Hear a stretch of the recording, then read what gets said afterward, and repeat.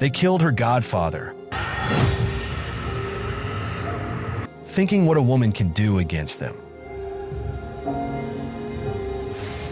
But this was the only time a feminist proved men wrong by taking a despicable revenge on that night. Welcome back to Paramount Recapped. I believe you are my friend, and I would really love to know your review about my content.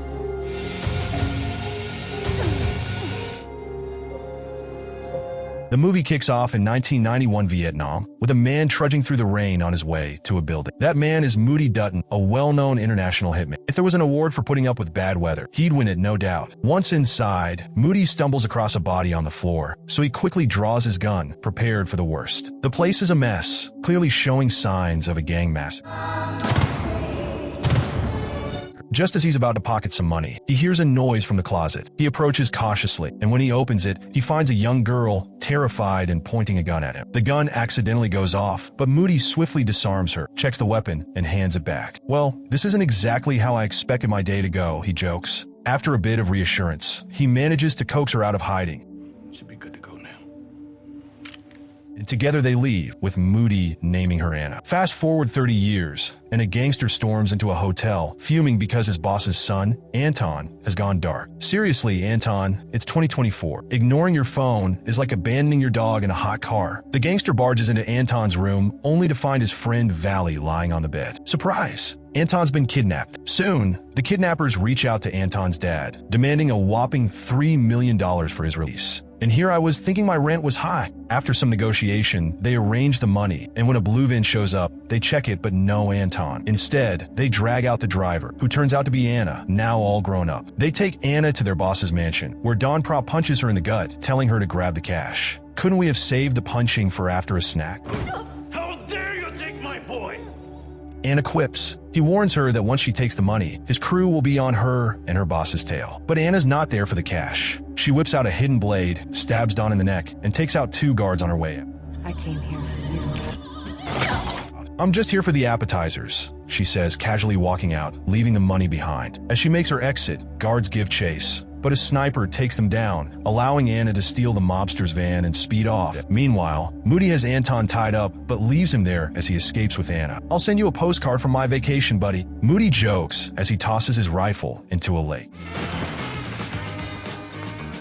The next day, Anna goes to her bookstore, which doubles as her front for assassination gigs. It's a place where you can buy books and hire a hit. After a long day, she bakes cupcakes for Moody's 70th birthday. Happy birthday! No candles, though. Fire hazard. She heads to his mansion to surprise him, but instead, Moody attacks with a drone.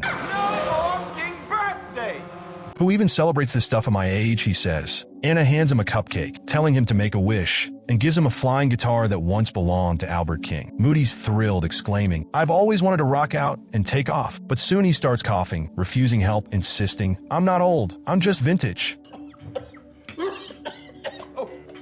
Moody then takes Anna to a secret hideout beneath the barn. "The best-kept secret since Grandma's cookie recipe," he jokes. He plugs a thumb drive disguised as a pendant into his computer and tells her that he bought the building her bookstore's in, so it's hers now. Surprise! Now you can be a book lover and a hit woman. He asks her to find a former contact, Lucas Hayes, and she agrees. She visits her hacker friend Benny, who runs a dry cleaner, and asks for help tracking down Lucas. "Think of it like a treasure hunt, but with more danger and less treasure," she tells him. The next day at the bookstore, a guy drops by, acting interested in rare books, but soon switches to asking about Anna. He hands her a card that reads Michael Rembrandt. She smirks, asking, "So here for the books or something else?" Later, Benny finds out Lucas disappeared as a kid and gives Anna all the intel on a drive. Excited to share the news, she rushes to Moody's house, only to find his caregiver dead. "Well, that's one way to skip out on the party," she mutters. Panicked, she pulls her gun and searches the house. Then, she discovers Moody's body in the bathtub, his face blown off by a shotgun. "Looks like someone didn't appreciate surprise parties," she says. Anna spots Moody's drone controller, and when she powers it up, the drone flies to her, carrying his thumb drive. Back at her bookstore,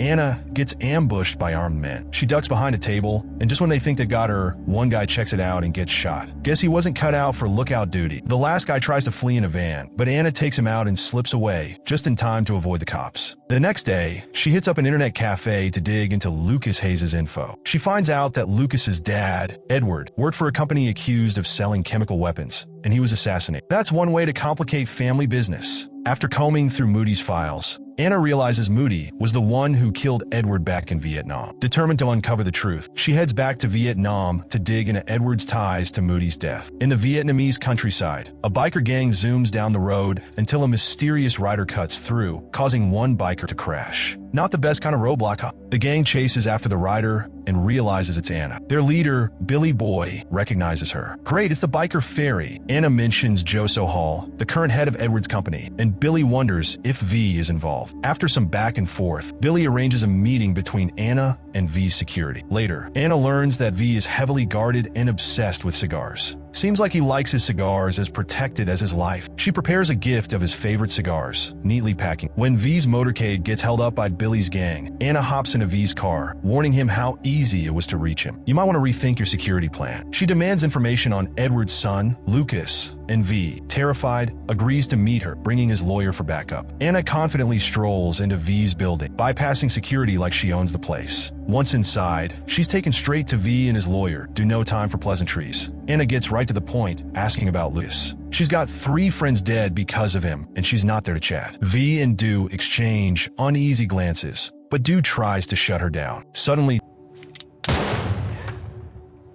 and things quickly go sideways. Anna quickly sizes up the room, then dramatically reveals a hidden blade disguised as a cigar, slashing Do across the face. As chaos ensues, she ducks into the vents as more guys burst in, guns blazing like it's an action movie. She dodges the bullets and activates the sprinklers to help cover her escape. Dropping down from the ceiling, she grabs Do, holding him at gunpoint, forcing his men to lower their weapons. Rappelling down with a water hose, she makes a break for it, but right at the exit, a car crashes into her, knocking her out. In a brutal turn of events, Do and his crew capture Anna, subjecting her to hours of interrogation. She's tough, though, refusing to give it. Do, frustrated, calls in a specialist to handle. Enter Rembrandt. He offers her some bone broth, supposedly to help with the swelling, and reveals that while he and Do worked for the same guy, he had nothing to do with Moody's death. That was all on Do. He offers to help Anna, but of course, he expects a favor in return. After a tense conversation between Rembrandt and Do, Rembrandt leaves, but Do's not done. He sends 3 men to Anna's cell to stage her suicide with a bedsheet. However, one of the goons gets overconfident, and Anna seizes her chance, breaking free and using a food tray to take down her captors. She escapes just in time as Rembrandt arrives, impressed with her skill. He warns Do that Anna's coming for him, but Do just smirks, knowing that's exactly what he wants. Anna reconnects with Billy Boy, who advises her to leave while she can, but she's focused on revenge. Flashing back to a moment with Moody, she remembers how he saved her life by taking out guards when they try to stop them from escaping. With tears in her eyes, she knows what she must do. Billy helps her arrange a boat ride deep into the Vietnam jungle to reach a Catholic hospital where Lucas Hayes was last seen. Posing as a health inspector, Anna convinces the nuns to hand over a file on Edward. After confirming with Billy, she learns Lucas never left the hospital but was readmitted under the name Christian. She visits him and finds Lucas, now deaf and blind. Suddenly, Rembrandt calls, already aware of her whereabouts, and they arrange a meeting. At dinner, the tension between Anna and Rembrandt builds. They point guns at each other under the table, but end up flirting instead of fighting. Rembrandt warns her to drop her revenge plans, but Anna's set on avenging Moody. After the meal, Rembrandt is ambushed, fighting off several attackers in a chaotic shootout. Meanwhile, Anna sneaks into Do's place and surprises him, subjecting him to the same torture he put her through before killing. Rembrandt shows up, guns ready, but finds Do hanging from the ceiling. Anna calls him, revealing she knows who his boss is, then hangs up. Rembrandt is then attacked, but manages to escape as Anna storms in with a shotgun, searching for. A fierce fight breaks out, with Anna delivering some serious damage before making her escape, though not without getting shot. Just when things seem grim for Anna, a mysterious figure appears. Moody. He patches up her wound, revealing that he faked his death and ambushed the last guy in his mansion. Together, they plan to take down Rembrandt's boss, who's hosting a charity gala. At the event, security is tight, but Anna slips in disguised as a waitress. While Rembrandt keeps a watchful eye, Anna prepares to strike during Edward Hayes' speech. However, Rembrandt spots her before she can act, causing chaos. Edward is rushed to safety, and Anna, wounded again, leaves a trail of blood for Rembrandt to follow. In the end, Moody storms the bunker where Edward is hiding, revealing that he is Edward and faked his death to escape his criminal empire. Moody confronts Edward and pulls out a bomb, declaring that they both need to pay for their actions. The explosion sends shockwaves, allowing Anna to escape. Back home, Anna is haunted by memories of her past. In her apartment, she faces one final showdown, gun in hand. A gunshot is heard, and moments later, Anna emerges alone.